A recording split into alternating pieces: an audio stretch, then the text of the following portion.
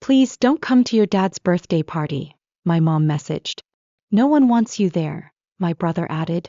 I didn't protest. I just left them a blue box. When they opened it, my dad tried to disown me and my mom started screaming at the guests, asking them to leave. I wish I could say I threw my phone across the room.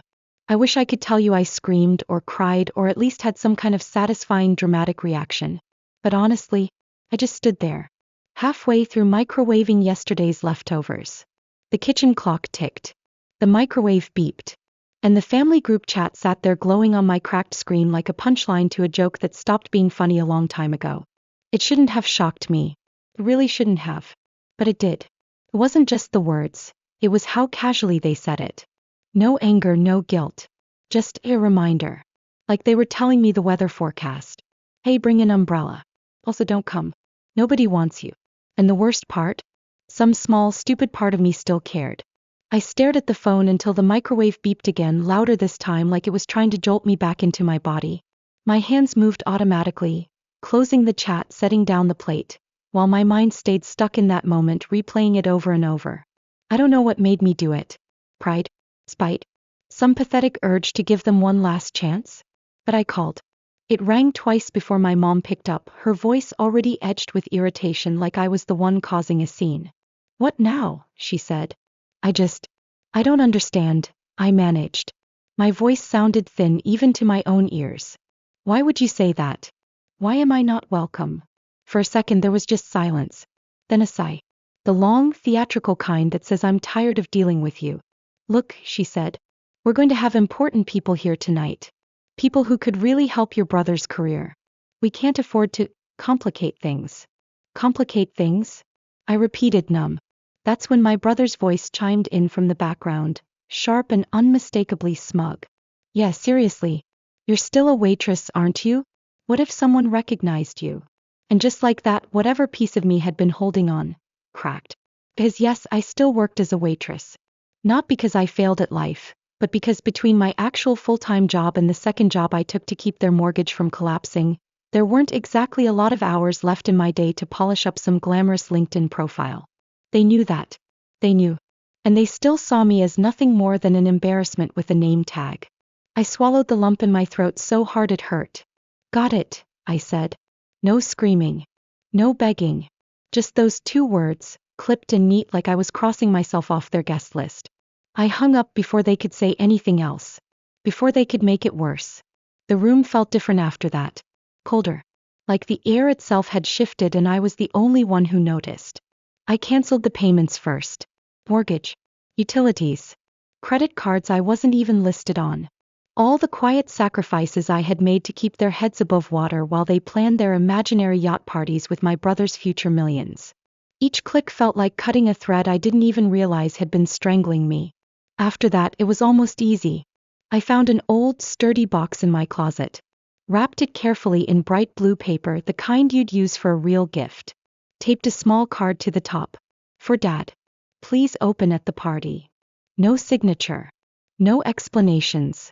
Let them wonder. It was almost dark by the time I drove to their house. The street was already lined with shiny cars. The kind you lease just to show off at events like this. Through the windows I could see the decorations. Balloons, catered food, clumps of people in suits sipping champagne and talking too loudly. For a second I almost turned around. Almost. Instead, I walked up the front steps, set the box down neatly on the welcome mat, rang the doorbell once and walked away without looking back. Then I sat in my car across the street. Watching. Waiting. Not for them. Not really. For myself. The dashboard clock ticked forward minute by minute. The sky darkened to a deep, bruised purple. Somewhere inside that house, my parents were laughing, clinking glasses, selling dreams they couldn't afford. Me. I just stared at the steering wheel, wondering if I had finally crossed a line there was no coming back from. I wondered if I'd gone too far. If I should feel guilty. If I should feel anything at all. I didn't even realize I was still holding my phone until it buzzed violently in my hand. For a second I almost didn't answer. But curiosity won. I slid my thumb across the screen and brought the phone to my ear without saying a word. His voice exploded through the speaker, raw and furious. You're not my daughter anymore. I will never forgive you for this. In the background I heard shouting, chairs scraping, glasses breaking, and my mother's voice shrill and panicked. The party is over. Just leave now. And then the line went dead. I sat there, the phone still pressed to my ear, listening to nothing. For the first time in a long, long time, I didn't feel small. I didn't feel invisible.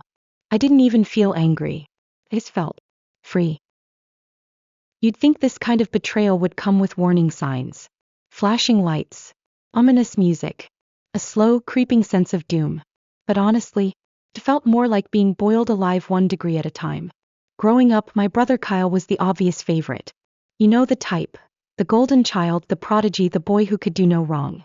It all started with a math competition in 4th grade. One blue ribbon pinned to the fridge, and suddenly my parents were acting like Harvard should be sending limos to our front door. He's gifted, my mom said proudly to anyone who would listen. He's going places. My dad would chime in like he was announcing the next Nobel Prize winner. I was standing right there, by the way, usually holding a plate, or a broom, or a crying cousin. Because while he was getting math tutors and robotics camps, I was getting babysitting gigs and stern lectures about how life doesn't hand you opportunities, you have to work for them. Ironic, isn't it? By the time we were teenagers, the gap between us wasn't a gap anymore. It was a canyon. He went to a private prep school that cost more than most people's mortgages.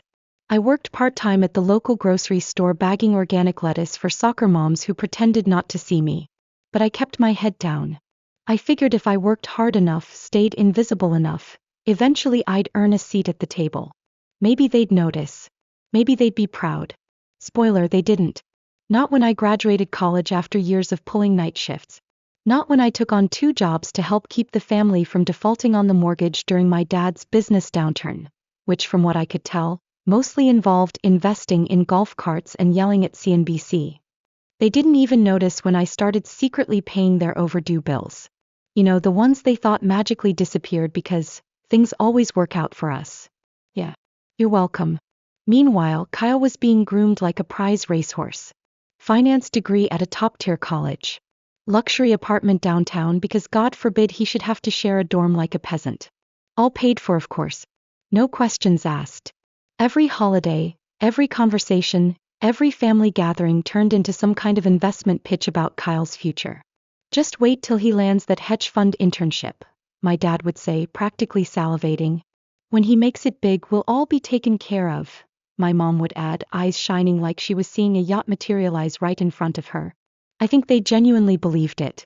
That one day Kyle would step off a private jet holding a giant check and rescue them from their own bad decisions. Me? I'd be what? His secretary? His backup singer? Maybe the humble waitress serving drinks at the celebration party? I tried not to be bitter. Tried telling myself I didn't need validation. Tried to believe that working 2 jobs, scraping together enough to keep a roof over my parents' heads, was its own kind of success. And maybe it would have been, if the universe hadn't decided to hand me a truth bomb one Friday night I'll never forget. It started with a phone call. A number I didn't recognize, buzzing aggressively while I was trying to balance a tray of drinks at my second job. I ignored it at first. Second call. Third. Finally, on my break I answered. Hey, are you Kyle's sister? The voice was young, frantic. Some guy I'd never met. Yeah, why? He's wasted. Like really wasted. He listed you as his emergency contact. You need to come get him or he's gonna get arrested or something, I don't know. Perfect. Exactly how I wanted to spend my Friday night. Rescuing Prince Party Animal from whatever designer rooftop bar he'd managed to get himself banned from. But I went. Of course I did. Because that's what invisible siblings do. We show up. We mop up the mess. When I found him, he was draped across a velvet couch like a frat house Picasso, clutching a beer and loudly arguing with a plant. The bouncer gave me a look like, please just take him and go. Dragging him into my car was like wrestling a drunk octopus. Somewhere between the 3rd and 4th attempt to buckle his seatbelt, he started laughing hysterically. Sis, he slurred, you're the real MVP. Seriously. No lectures tomorrow. No classes. Nada. I'm free. I frowned. Aren't finals next week? He snorted. Not for me. I dropped out like months ago. Screw that place. I'm living the dream now. I don't remember driving home. I don't remember parking. I just remember following him into his overpriced apartment, still trying to process what he said and seeing it, the letter sitting carelessly on his kitchen counter. Official college stationery. Formal tone. Withdrawal confirmed. Effective immediately. Academic performance. Unsatisfactory. I picked it up with shaking hands, half hoping it was some kind of prank. It wasn't. He dropped out. Months ago. Meanwhile, Kyle passed out face first on the couch, still giggling to himself about how smart he was. His phone buzzed against the cushions, screen lighting up with half a dozen new notifications. It was unlocked. I know I shouldn't have looked, but I did. The group chats were full of videos. Him bragging, mocking, drinking himself stupid. Private conversations he never thought would see daylight. I sent them to myself quietly, heart pounding the whole time.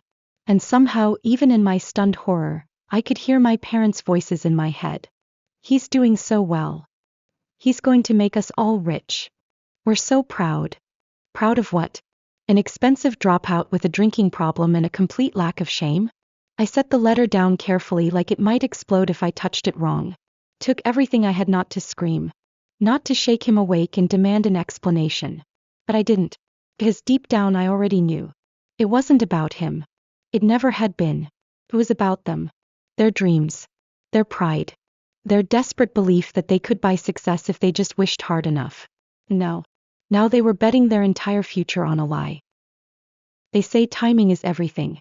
And apparently so is presentation. Because from what I heard later, my blue box made quite the entrance. Picture it. A house full of important people. Dad handing out scotch like he's some kind of Wall Street kingpin. Mom floating from guest to guest, laughing a little too loudly, desperate for someone to ask about her son's bright future. The music soft in the background. The smell of catered finger foods in the air. Everyone dressed just a little too nicely, sipping just a little too carefully, pretending they weren't all there to size each other up like cattle at an auction. And there, sitting innocently by the fireplace, was my gift. Wrapped in shiny blue paper. A neat little note taped to the top. For Dad. Please open at the party. Apparently a few guests even commented on it. What a sweet daughter you have. So thoughtful. Yeah, thoughtful. Let's go with that. I wasn't there to see it, of course. But based on the phone calls I got afterward, and the absolute meltdown that followed, I can piece together the moment pretty clearly. Dad, grinning like a man about to accept a Lifetime Achievement Award, pulled the ribbon loose with a flourish. Someone clapped. A few people leaned in. Inside the box wasn't papers. It was a small flash drive, tucked into a velvet jewelry box. It looked sentimental. Sweet. Maybe a photo montage or a video message. Dad, puffed up with pride, waved it around and joked about his thoughtful daughter finally appreciating him. Someone suggested plugging it into the TV right there so everyone could see. Dad loved that idea. They did. The screen flickered. Soft music started playing. At first, it did look sweet. Photos of us as kids smiling awkwardly at family holidays. Then it changed. Screenshots. Emails. The official withdrawal notice from Kyle's university. Complete with red stamps and signatures. And then the real show started. Videos. Clips of Kyle chugging beer out of a plastic flamingo. Passed out on a yacht that definitely wasn't his. Loudly telling anyone who would listen that college was a scam and he was just taking the money for fun. And the audio recordings. In them, Kyle's voice was crystal clear. My parents are such idiots. They'll believe anything. I just tell them I need more tuition money and boom. Instant cash. Like, what are they gonna do? Cut me off? They need me to be rich. Another one, recorded even later when the drinks were really flowing. Even if I made it big, which, let's be real, probably not, I'm not giving them a cent, screw that. I'm moving to Bali or something. They can drown in their debt for all I care. Charming, right? I imagined the look on Dad's face as he realized the son he bragged about to anyone with ears thought of him as little more than a piggy bank with dementia. Apparently that's about when the shouting started. Dad demanded someone turn it off, but it was too late. Everyone had already seen. Mom tried to smooth it over. Tried to laugh it off like it was a prank maybe or some deepfake nonsense. But the documents had seals. The withdrawal notice from Kyle's university wasn't forged. Neither were the emails confirming his academic dismissal months ago. He hadn't been a student for a long time. But he sure had enjoyed spending tuition money like it was his personal trust fund. One of the guests, a partner at a hedge fund ironically, asked quietly if the internship offer was still on the table. Mom said something shrill and desperate. Dad knocked over a tray of wine glasses trying to grab him. The man left without another word. So did the next couple. And the next. The party deflated faster than a bouncy house at a kid's birthday party when someone lets their dog inside. And then, cherry on top, right there in the middle of the carnage, Kyle stood up. Still slightly drunk, still slightly cocky, but just sober enough to mean every word. "You know what?" he said loud enough for everyone left to hear. "I never wanted any of this. Finance. Hedge funds. Suit and tie? That was your dream, not mine. I just wanted you to shut up and leave me alone." Mom gasped. Dad looked like he was about 5 seconds away from stroking out. "I'm not your retirement plan," Kyle added. "I never was." And then, with a sloppy little bow and a middle finger aimed squarely at both of them, he walked out the front door. No apology. No regret. Just gone. I didn't hear about all the finer details until later, from a neighbor who wasn't supposed to be gossiping but absolutely was. "Thanks, Mrs. Perkins. You're a real one." What I did get immediately was the aftermath. Voicemails from Mom. Texts from Dad. A flurry of half-coherent, half-blaming, all pathetic attempts to pull me back into the burning wreckage. "You need to come fix this. You're part of this family whether you like it or not. You're not my daughter anymore." Spoiler, I dared. I didn't answer. I didn't even listen all the way through. I just set my phone down on silent and let the notifications pile up like snowdrifts. They had built their empire on a fantasy. On the back of a boy who never wanted to be their golden ticket. On the assumption that I would always be there to patch the holes, smooth over the cracks, shoulder the burden. Now it was all falling apart. Not with a bang. Not even with a whimper. Just a slow, inevitable crumble. Piece by crumbling piece. And for once, I wasn't underneath it. I didn't block their numbers right away. For a while I just watched. Let the calls roll in. Let the texts pile up like trash drifting in the gutter after a parade. At first it was all anger. "You're not my daughter anymore. How dare you embarrass your family like this? You're just jealous of your brother." That first one made me laugh. Not out loud. Just a short, breathless huff. Because honestly, I was pretty sure I'd stopped being their daughter a long time ago. All that party did was make it official. After the anger came the guilt. "We're family, Rachel. You can't turn your back on us now. You know how much we've sacrificed for you. Your brother made a mistake, but we can still fix this if we work together. Right? Because nothing says, 'Let's fix this,' like disowning someone on speakerphone in front of 100 of your closest future business partners." First I thought it might die down. That maybe, eventually they'd get tired of screaming into the void. But as the weeks dragged on, the tone shifted. Because anger, guilt, that was just the opening act. The real panic set in when the bills started coming due. Without Kyle's imaginary millions on the horizon, and without me quietly plugging holes in their finances, the cracks became impossible to ignore. Mortgage payments started bouncing. Credit card companies began calling with a little more urgency. Utilities sent warning notices about overdue balances. Even the HOA chimed in, threatening fines over the state of their lawn, which according to Mrs. Perkins had started looking like a set piece from a post-apocalyptic movie. And for the first time in years I wasn't the one racing to fix it. With their bills no longer draining my bank account, I finally had breathing room. I quit my second job, the waitressing shifts I used to squeeze in after my real job, and got my weekends back. There were nights now when I came home and actually rested instead of collapsing into bed like a corpse. There were paychecks I didn't have to split between 3 emergency payments I didn't even cause. It felt like finding whole pieces of myself I forgot I'd ever lost. And still I stayed silent. Summer slipped into fall. Pumpkins appeared on porches. Leaves turned brittle and red and began choking the gutters. I imagined my parents still throwing dinner parties in their heads, still clinging to the fantasy that any day now, Kyle would swoop back in and fix everything. But Kyle was gone. Last I heard he was somewhere out west, living in a group house with a bunch of aspiring DJs and bartending to pay the rent. Finding himself, I guess. Good for him. Mom and Dad, meanwhile, finally swallowed enough pride to reach out again. Not to apologize. Not to make things right. To beg. "Rachel, please. You have to help us. We're drowning here. You can't just abandon your own parents. What will people think? We gave you everything. Everything. That word hit differently now. Because the truth was, they hadn't given me anything I hadn't fought and bled for myself. And now they were realizing too late that the safety nets they counted on, their brilliant son, their forgotten daughter, weren't going to catch them. I didn't reply.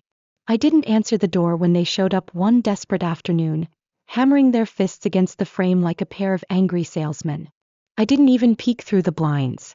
I just waited until they left. It wasn't easy. It wasn't some glorious moment of triumph where I felt weightless and victorious. It was heavy, messy, but it was mine. Winter crept in. Frost crusted the sidewalks. Christmas lights appeared on the houses down the block, blinking weakly against the early dark. And about 7 months after the party, Mrs. Perkins stopped me outside my building, clutching a grocery bag and wearing that particular expression that meant she was about to spill all the tea. "Did you hear?" she asked, leaning in like we were sharing state secrets. "They lost the house. Foreclosure. Final.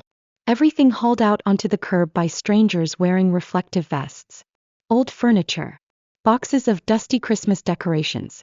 Family portraits, rain-soaked and curling at the edges. Neighbors whispered.